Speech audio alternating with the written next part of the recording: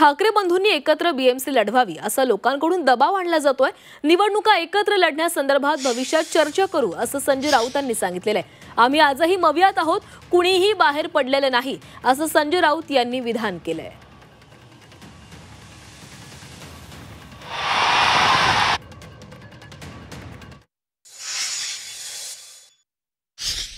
जनतेचा जो आपण 5 तारखेला पाहिला असेल की मुंबई महानगरपालिकांसह महाराष्ट्रातल्या महानगरपालिकांमध्ये शिवसेना आणि मनसे खास करून माननीय उद्धव ठाकरे आणि राज ठाकरे यांनी एकत्र येऊन निवडणुका लढाव्यात हा लोकांचा दबाव आहे।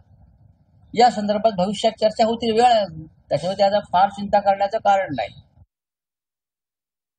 महाविकास आघाडी स्थापन झाली, त्याच्यामध्ये 3 पक्ष प्रामुख्याने होते, शिवसेना, माननीय शरद पवार यांच्या नेतृत्वाखाली राष्ट्रवादी काँग्रेस पक्ष आणि काँग्रेस पक्ष। ही महाराष्ट्र विधानसभेसाठी निर्माण झालेली एक आघाडी। आम्ही निवडणुका लढलो, आजही महाविकास आघाडी आहे।